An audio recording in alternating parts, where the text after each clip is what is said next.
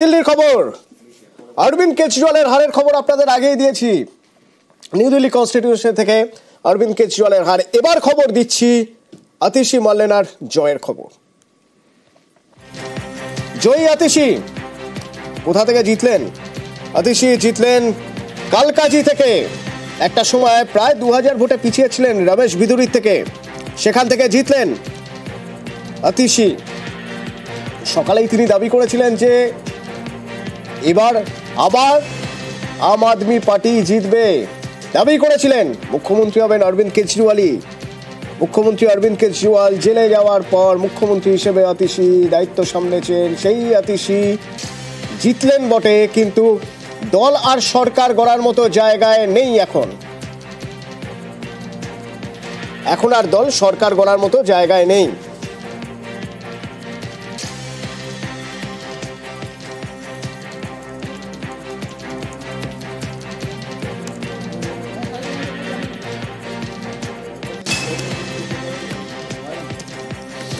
খুব গুরুত্বপূর্ণ এই জয় একদিক থেকে, তার কারণ এই জয়ের পিছনে অনেকগুলো ফ্যাক্টর কাজ করছে। কিন্তু আতিশির সেদিক থেকে দেখতে গেলে তার বাবাকে নিয়ে বিজেপি নেতার যে মন্তব্য, সেই মন্তব্য তিনি কেঁদে ফেলেছিলেন। সেই মন্তব্যের কথা বলতে গিয়ে ভোটে এটা একটা ফ্যাক্টর কাজ করে গিয়েছে। মহিলা ভোট বড় ফ্যাক্টর ভোট দিল্লির ক্ষেত্রে, সেক্ষেত্রে একজন মহিলা ক্যান্ডিডেট, এই ফ্যাক্টর কাজ করে গিয়েছে।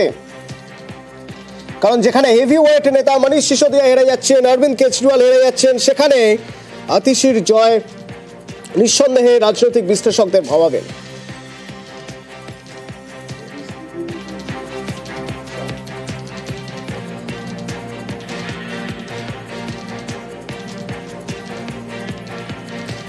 সুভাষিসদার সঙ্গে একবার কথা বলি। সুভাষিসদা, এটা তো সত্যি যে মহিলা ভোট একটা বড় ফ্যাক্টর, আর সেই মহিলা ভোট বড় ফ্যাক্টর বলেই আপনারাও বলেছিলেন, কংগ্রেসও বলেছিল যে যদি তারা জেতেন তাহলে 2500 টাকা, মানে যে ডোর পলিটিক্সের কথা সবাই বলে, আপনারাও 2500 টাকা লক্ষ্মীর ভাণ্ডারের মতো করেই প্রত্যেকের অ্যাকাউন্টে দেওয়ার কথা বলেছিলেন, যেটা এখন 2100 টাকা দিচ্ছে আম আদমি পার্টি। বিজেপি বলেছিল 2500, আপনারাও বলেছিলেন 2500। কিন্তু আপনাদের কথা না শুনে বিজেপির কথা শুনলো বা বিজেপির কথায় বিশ্বাস করলো মানুষ, সেরকমই তো মনে করতে হচ্ছে। না, আমরা যেখানে যেখানে এই ডোল পলিটিক্সের কথা দিয়েছিলাম সেখানে সেখানে কথা রেখেছি, সে রাজস্থান হোক আর যেখানে হোক রেখেছি। বিজেপি বহু জায়গায় কথা দিয়েও কথা রাখেনি, ও তো জুমলা ছিল এরকম বলেছে, এবং সে বিভিন্ন ক্ষেত্রে না সেটা কারণ আছে, সেটা হলো যে আমি তার আগে বললাম যে বিজেপির জিতে আসার মধ্যে অনেক ইপস অ্যান্ড বাটস আছে, সেটার মধ্যে আমি এই মুহূর্তে আবার নতুন করে বলতে চাই না। কিন্তু যেটা মূল কথা, রমেশ বিদুরির হারাটার কারণ হলো রমেশ বিদুরি নিজে, তার মুখ যে ধরনের অশালীন অসভ্য ভাষা তিনি সংসদে ইউজ করেন এবং ব্যবহার করেন, এবং এখানেও তিনি করেছেন, ফলে মহিলা ভোটাররা ভীষণভাবে রিপার্ক করেছে, হয়তো অতসীকে জিতিয়েছে। এইটা ঠিক। প্রিয়াঙ্কা গান্ধীর বিরুদ্ধেও তিনি মন্তব্য করেছিলেন, হ্যাঁ, কুরুচিকর মন্তব্য করেছিলেন। হ্যাঁ, এবার ঘটনা কুরুচিকর মন্তব্য রমেশ বিদুরির কন্টিনিউয়াসলি, এবং তাকে কেউ চেক করেনি, এবং সেটা শুনে অন্যান্য বিজেপি সাংসদরা হেসেছেন, মানে নোংরা নোংরা সব উক্তি। যাই হোক, সেটাতে আমি যাচ্ছি না। কিন্তু ঘটনা যে ডোল পলিটিক্স না, ডোল পলিটিক্স যখন চাকরি থাকে না, যখন ইনফ্লেশন থাকে, তখন এটা দেওয়ার দরকার আছে ইকোনমিকে রান করানোর জন্য। এইটা কোনো এক সময় নরেন্দ্র মোদীও বলেছিলেন রেবরি বাড়ছে বিরোধীরা, আজকে সেই রেবরিতে বিশ্বাস করতে হয়েছে নরেন্দ্র মোদীর প্রতিটা স্টেটে এবং দিল্লিতেও। সুতরাং এটা নয় যে এটা দেওয়াটা সবসময় এটা খারাপ, কিন্তু এটা পার্মানেন্টলি চালিয়ে যাওয়াটা নিশ্চিতভাবে ঠিক নয়। কারণ যতক্ষণ না তাদের রোজগার হাতে দেওয়া যাচ্ছে ততক্ষণ চালাতে হবে, কিন্তু রোজগার এসে গেলে বা যদি চাকরির সুবিধা পেয়ে যায় তাহলে নিশ্চিতভাবে এটা বন্ধ করলে তাদের অসুবিধা হয় না। মৈত্রী রয়েছেন আমার সঙ্গে নয়াদিল্লি থেকে। মৈত্রী, আমরা প্রথম থেকে মহিলা ভোটার কথা বলছিলাম, আমরা প্রথম থেকেই বলছিলাম যে মহিলা ক্যান্ডিডেট এখানে একটা বড় ফ্যাক্টর, স্পেশালি বিশেষত যখন ভোটের সময় তার বিরুদ্ধে যিনি দাঁড়িয়ে রয়েছেন, তখন তিনি এমন কিছু মন্তব্য করছেন যাতে সবার সামনে বা প্রেস মিট করে তাকে কেঁদে ফেলছেন যিনি, তার ভোট অ্যাডভান্টেজ থাকছে। সেই অ্যাডভান্টেজের জায়গা থেকেই বোধহয় আতিশি জিতলেন। দেখো, সেটাই কিন্তু কিছুটা মনে করা হচ্ছে। তার কারণ আতেশির যে ভূমিকা গত বেশ কয়েক মাস ধরে, বিশেষত অরবিন্দ কেজরিওয়াল গ্রেপ্তার হওয়া তারপর থেকে আতেশির যে ভূমিকা, সেই ভূমিকার কিন্তু কোথাও একটা গিয়ে যে ভোটাররা প্রভাবিত হয়েছেন তেমনটাই মনে করা হচ্ছে। যদিও আতেশির জয়ের ব্যবধান অনেকটাই কমেছে, কিন্তু তার বিরুদ্ধে যে প্রার্থীরা ছিলেন তারাও কিন্তু যথেষ্ট একেবারে বলা চলে যে পার্টি কি টাক্কর ছিল আতেশির কেন্দ্রে। কালকাজিতে তার বিরুদ্ধে একদিকে দাঁড়িয়েছিলেন রমেশ বিধুরি, যিনি অত্যন্ত সেখানে প্রভাবশালী, বিশেষত গুজ্জার যে কমিউনিটি রয়েছে, গুজ্জার ভোটারদের মধ্যে খুব তিনি প্রসিদ্ধ ছিলেন। অন্যদিকে তার বিরুদ্ধে প্রার্থী করা হয়েছিল কংগ্রেসের তরফ থেকে আলকা লাম্বাকে, যিনি অত্যন্ত হেভিওয়েট প্রার্থী বলে মনে করা হচ্ছিল। কিন্তু এর মধ্যেই আতেশি বেশ কয়েক রাউন্ড পর্যন্ত তিনি পিছিয়েছিলেন, কিন্তু শেষের দিকে এসে তিনি বাজিমাত করেন এবং এখনো পর্যন্ত আমরা চূড়ান্ত সংখ্যা আমাদের হাতে এসে পৌঁছায়নি। তবে আমরা যেটা শেষ মুহূর্ত পর্যন্ত নির্বাচন কমিশন থেকে জানতে পারছি যে প্রায় ৩,৫০০ ভোটের কাছাকাছি ভোটে আতেশি মার্লিনা কালকাজি কেন্দ্র থেকে জয়ী হয়েছেন, যেখানে অন্যান্য যারা হেভিওয়েটরা রয়েছে। এই জায়গা থেকে মৈত্রী, যদি মার্জিনের কথাই হয় তাহলে তো বলবো যে মনীষ সিসোদিয়া প্রায় 1000-এরও কম মার্জিনে কোথায় হেরেছেন। যদি হারের সংখ্যা দেখা যায় 675 মাত্র ভোটে তিনি হেরেছেন। জংপুরা কেন্দ্র, যে কেন্দ্র তিনি নিজের পুরনো কেন্দ্র, অর্থাৎ পটপটগঞ্জ কেন্দ্র, যেখান থেকে তিনি জয়ী হতেন আগে, সেই কেন্দ্র ছেড়ে তিনি জংপুরা কেন্দ্র থেকে প্রার্থী হয়েছিলেন এবং সেই জংপুরা কেন্দ্রে তিনি শেষ মুহূর্ত পর্যন্ত লড়াই করেছিলেন। কিন্তু শেষ পর্যন্ত শেষ দুটো রাউন্ডে এসে মনীষ সিসোদিয়া তিনি পিছিয়ে পড়েন এবং মাত্র 675 ভোটে হেরেছেন মনীষ সিসোদিয়া। এবং যদি দেখা যায় যে অরবিন্দ কেজরিওয়ালের সংখ্যা, তাহলে অরবিন্দ কেজরিওয়ালেরও কিন্তু ভোটের ব্যবধান, অর্থাৎ হারার ক্ষেত্রে ভোটের ব্যবধান খুব বেশি সেটা কিন্তু বলা যায় না। 3000-এর থেকে অ্যারাউন্ড 3000 ভোটে তিনি হেরেছেন বলে আমরা এখনো পর্যন্ত নির্বাচন কমিশন সূত্রে জানতে পারছি।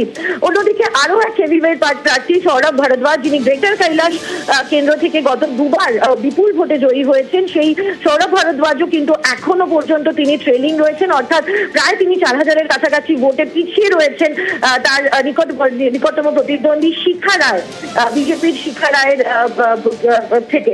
ফলে মিলিয়ে হেভিওয়েট ক্যান্ডিডেটদের মধ্যে কিছুটা হলেও মুখ রক্ষা আতেশির এই জয়ের ফলে।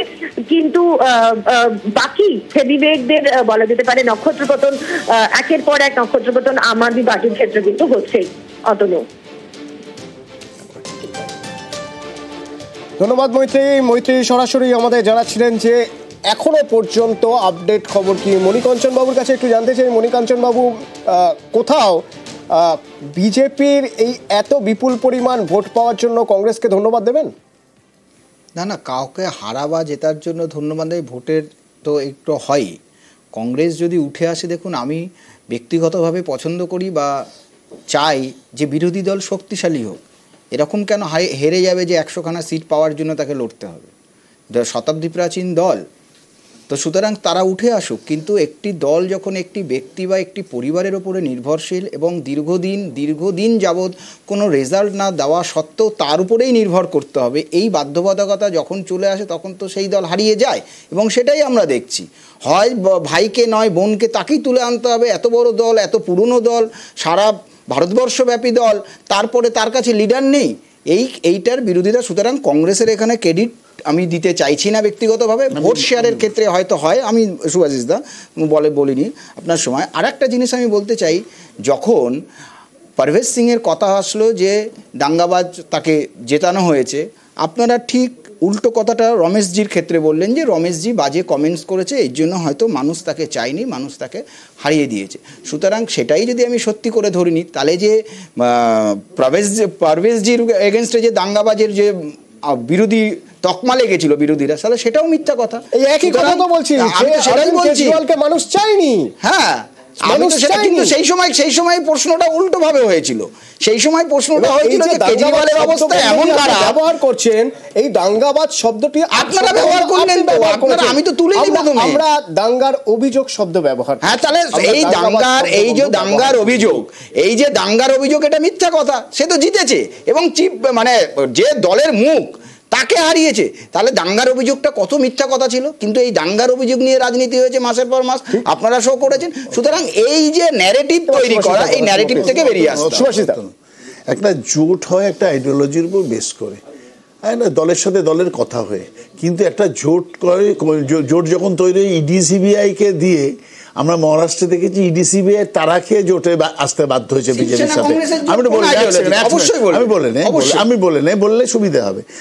তাহলে ঘটনা যেটা হয়েছে যে একদিকে মণিকাঞ্চন বলছেন যে বিরোধীরা উঠে আসুক এটা চান, আবার ইডি সিবিআইকে যথেচ্ছ ব্যবহার করে তারা জোট করছেন, জোর করে অন্য দলের থেকে নিয়ে এসে বিজেপির ভারী করছে। আজকে বিজেপি সারা ভারতবর্ষের বিজেপি নেতা কটা আছে আর বিরোধী দলের নেতাকে কটা ইডি সিবিআইকে দিয়ে তারা করিয়ে নিয়েছে বিজেপি এবং ক্ষমতায় এসছে, এটা বুঝতে হবে। বিজেপির ভাড়ারে নেতা নেই, যার জন্য বিরোধীদের নিয়ে এসে ইডি সিবিআইকে দিয়ে তারা করিয়ে তারপর সেই বিজেপিতে জড়ো করতে হয়, এবং তারা করাপ্ট হলেও তাদের জড়ো করতে হয়। দেখুন, দিল্লি ভোট নিয়ে অবস্থান নিয়ে নতুন করে হয়তো বলার কোনো অবকাশ নেই, কিন্তু সুভাষিস দা আমার একটা প্রশ্ন থেকেই যাচ্ছে, পরে সময় পাবো কিনা জানি না, তাই এখনই প্রশ্নটা আমি আপনাকে করে ফেলতে চাইছি। দিল্লি ভোটে কংগ্রেস শূন্য, কিন্তু কংগ্রেস আসলে শূন্য নয়। দিল্লির ভোটের পরে কংগ্রেস একটা সুবিধাজনক জায়গায় পৌঁছে গেল, অন্তত পাঞ্জাবে এবং বিহার ভোটের আগে, নয় কি? একদম তাই। কারণ হয়েছিল কংগ্রেসকে সাথে নিয়ে যদি লড়তো, যেহেতু বড় দল ছিল আপ দিল্লিতে, কংগ্রেসকে যদি সাথে নিয়ে চলতো, আজকে রেজাল্ট বেরোলে নিশ্চিতভাবে দেখা যাবে অন্তত 15টা সিট থেকে 16টা সিট কংগ্রেস যা ভোট পেয়েছে তার জন্য হয়তো আপকে হারতে হয়েছে। কিন্তু এই ঔদ্ধত্যপূর্ণ আচরণকে চঞ্চল করতে হবে। আর আগামী দিনে আমরাও তাকে ছাড়বো না। পাঞ্জাবের লড়াইটাও ট্রুথ এন্ড নেল হবে, কারণ আমরা পাঞ্জাবের জমিও আপকে এভাবে ছেড়ে দেবো, নাহলে আপ হারবে। এবং আজ আপকে জেতানোর জন্য ওখানে বিজেপি গতবারের মতন কাজ করবে যাতে আপ জেতে, কিন্তু এটার সাথে কমব্যাট করতে হবে কংগ্রেসকে। কারণ হলো কংগ্রেস সবচেয়ে সেকুলার দল, এখানে উন্নয়ন চায়। কংগ্রেস ভারতবর্ষের স্বাধীনতার পর থেকে সারা ভারতবর্ষের মানুষের হাতে চাকরি দিয়েছে, ভারতবর্ষের সাইন্টিফিক অগ্রগতি বিষয়ে এনেছে, এবং ভারতবর্ষের সমস্ত কাজ, রেল লাইন পাতা থেকে শুরু করে বাস সার্ভিস, রাস্তাঘাট সব করেছে।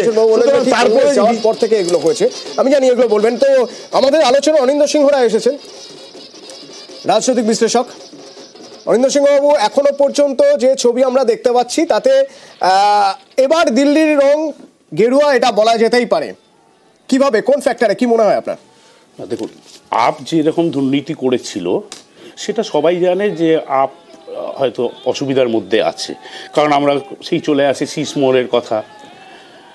আজকে আন্না হাজারেও বলছে না দুর্নীতি করেছিল না, দুর্নীতির অভিযোগ ছিল। কারণ এরকম অভিযোগ যারা সরকারে থাকে তাদের বিরুদ্ধে ভুরি ভুরি থাকে প্রত্যেকটা নির্বাচনের আগে, এটাই ভারতীয় রাজনীতির সংস্কৃতি। না ঠিকই, আজকে অভিযোগ আছে, সেই মানুষ এটাকে মনে করেছে যে আপ সেই মতো যে প্রতিশ্রুতি দিয়েছে সেইগুলোর করেনি বা দুর্নীতিগ্রস্ত হয়ে পড়েছে।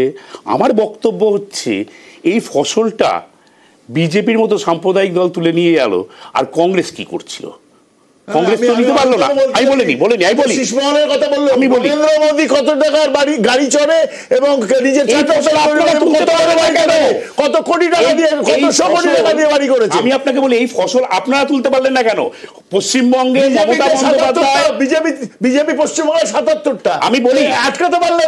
আমি বলি আজকে পশ্চিমবঙ্গে মমতা বন্দ্যোপাধ্যায়, আমি সুভাষিতাই বলি, পশ্চিমবঙ্গে মমতা বন্দ্যোপাধ্যায় যখন লড়াই করছে তখন আপনার এই রাজ্যে প্রদেশ কংগ্রেস আমাদের সঙ্গে ছিল না, আলাদাভাবে সিপিএম এর সঙ্গে হাত মিলিয়ে করেছে। প্রদেশ কংগ্রেস ভেঙেছে, টুকরো টুকরো করেছে মমতা বন্দ্যোপাধ্যায়।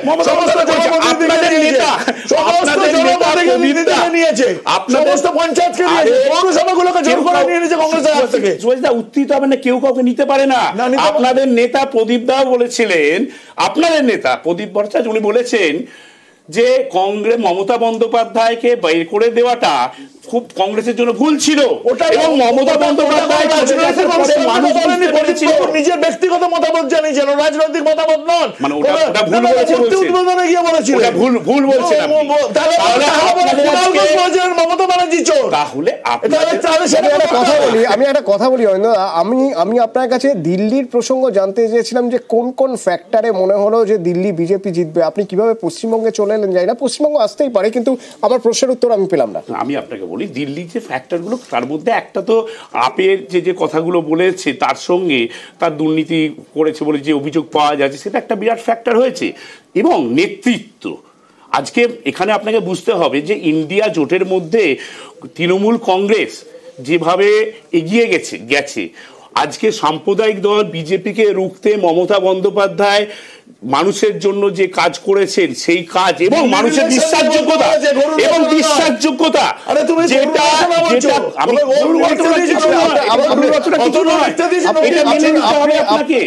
আপনাকে আমি স্পেসিফিক্যালি জানতে চাইছি, এমন কি বিজেপি স্বপ্ন দেখিয়েছে যার জন্য মানুষ বিজেপিকে ভোট দিয়েছে? আমি একটা উদাহরণ দিই। 2100 টাকা মহিলাদের অ্যাকাউন্টে তুলে দেওয়ার কথা আম আদমি পার্টি বলেছেন, সেটা বাড়িয়ে 2500 টাকা ভারতীয় জনতা পার্টি বলেছে আমরা ক্ষমতা এলে দেবো।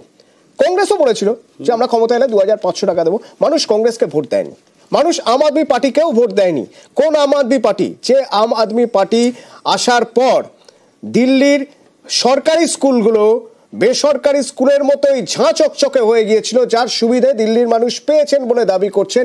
এত বছর ধরে দিল্লিতে কাজ করার পর সেই আম আদমি পার্টির লিডার যিনি অরবিন্দ কেজরিওয়াল, তার বিরুদ্ধে এমন কিছু স্ক্যাম এলো, এমন কিছু অভিযোগ এলো, মানুষ মুখ ফেরাতে শুরু করলো। শুধু কি এই একমাত্র ফ্যাক্টর? অনেকগুলো ফ্যাক্টরের মধ্যে এটা তো আছে। আজকে লিকার গেট একটা তো ফ্যাক্টর আছেই। মানুষ মনে করেছে, দেখুন অভিযুক্ত, আপনি যে বলছেন অভিযুক্ত হওয়ার কথা, অভিযুক্ত হয়নি ঠিকই, কিন্তু মাত্র কমাসের মুখ্যমন্ত্রী আতিশি তিনি জিতলেন, দিল্লির মানুষ তাকে জেতালেন, অরবিন্দ কেজরিওয়ালকে হারিয়ে দিলেন। কেন তো বলছি, আজকে অরবিন্দ কেজরিওয়াল যিনি আপের প্রধান, তাকে মানুষ বিশ্বাস করতে পারছে না। তার কারণ হচ্ছে কত দুটো জিনিস হয়। এক হচ্ছে জনমুখী প্রকল্প, আপনি জনমুখী প্রকল্পের কথা আপনি বলছেন, জনমুখী প্রকল্প যেমন আছে এবং মানুষের প্রতি বিশ্বাসযোগ্যতা থাকতে হবে, যে আমি কি বলছি সেইটা আর আমি কি কাজ করছি সেইটা, তার জন্য সামঞ্জস্য থাকতে হবে, যেটা মমতা বন্দ্যোপাধ্যায় করেছেন। আজকে মমতা বন্দ্যোপাধ্যায়কে অনেকভাবে দাগিয়ে দেওয়ার চেষ্টা করানো হয়েছে যে মমতা বন্দ্যোপাধ্যায় দুর্নীতিগ্রস্ত, বিরোধীরা এইসব অনেক কথা বলেছেন, কিন্তু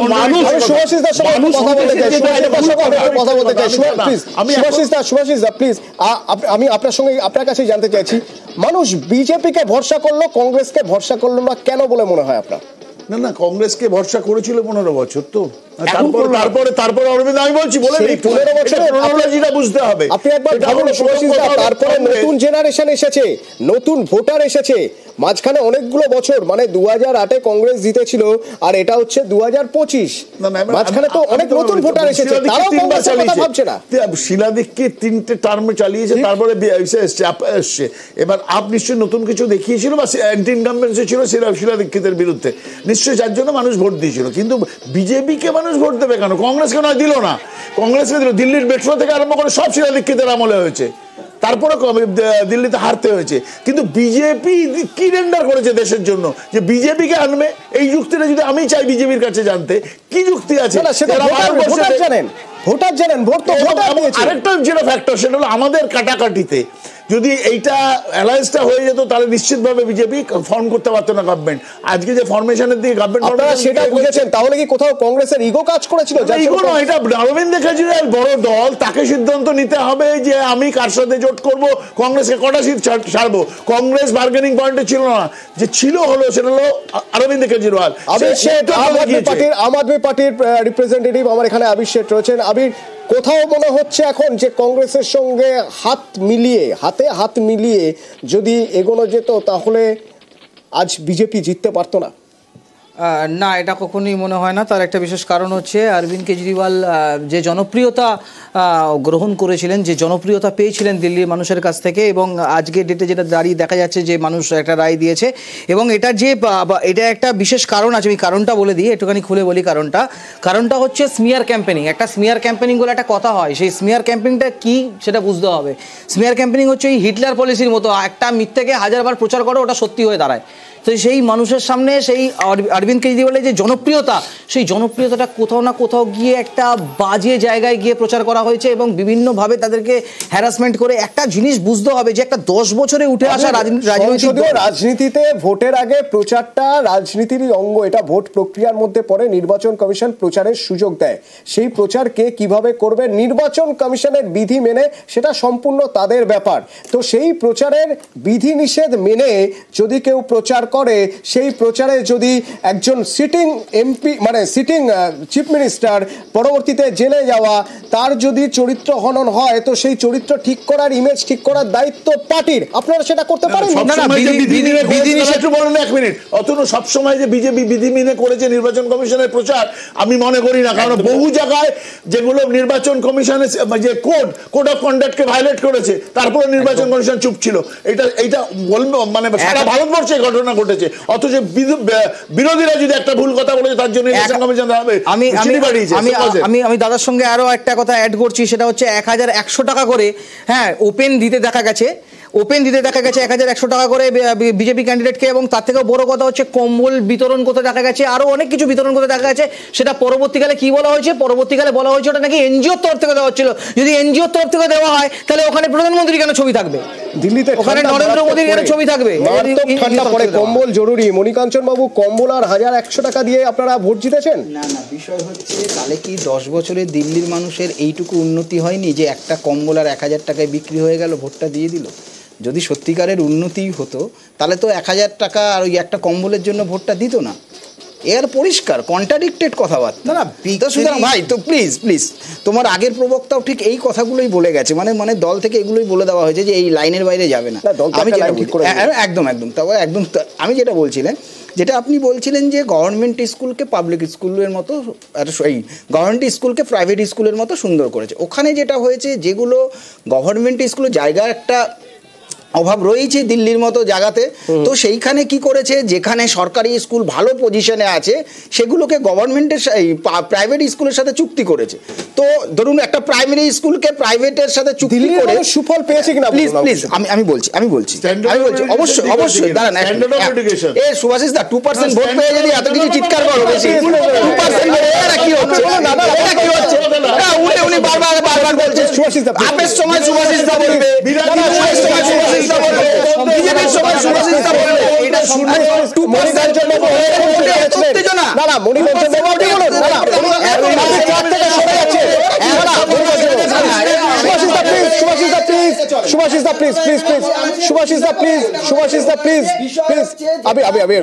গভর্নমেন্ট স্কুলকে করেছিল, মানুষ সুবিধা পেয়েছে, নো ডাউট। কিন্তু পরবর্তীকালে দেখা গেল যে সেই প্রাইভেট পার্সন বা প্রাইভেট অর্গানাইজেশনকেই ওই স্কুলটা করতে দিয়েছে, যেখান থেকে সুফল আপ পেয়েছে। অর্থাৎ একটা ভালো কাজের সাথে, অবশ্যই আমি স্বীকার করছি ভালো কাজ করেছে, ভালো কাজের সাথে কারাপশনটা কিভাবে জড়িয়ে ছিল এটা তো লোককে বুঝতে সময় লাগবে। সুতরাং যখন করেছিল আবার কি হচ্ছে আমি কাউকে বলতে দেবো না, সুভাষিস দা তুই একটা ভালো ছেলে জয়েন্ট কিলার বলা হচ্ছে নতুন করে খবরে। পারভেজ বর্মা, প্লিজ একটু চুপ করুন প্লিজ ফেরা down please. Manikanchan Babu please চুপ করুন। পারভেজ বর্মা, জয়েন্ট কিলার বলা হচ্ছে, জয়েন্ট কিলার। হ্যাঁ, তার কারণ অরবিন্দ কেজরিওয়ালকে হারিয়েছেন। কি বলছেন শোনা যাক। लंबे समय के बाद में यहाँ पर भारतीय जनता पार्टी की सरकार बनी है। सबसे खुशी की बात यह है कि जो दिल्ली में सरकार बनेगी वो प्रधानमंत्री जी के साथ में चलकर काम कर पाएगी। दिल्ली में कोई काम नहीं हो पा रहा था, मगर ये जो सरकार बन रही है दिल्ली में, ये प्रधानमंत्री जी के विजन को दिल्ली में लेके आएगी। मैं ये जीत का श्रेय प्रधानमंत्री नरेंद्र मोदी जी को देता हूं। दिल्ली की जनता का बहुत एक बार फिर से धन्यवाद करता हूँ।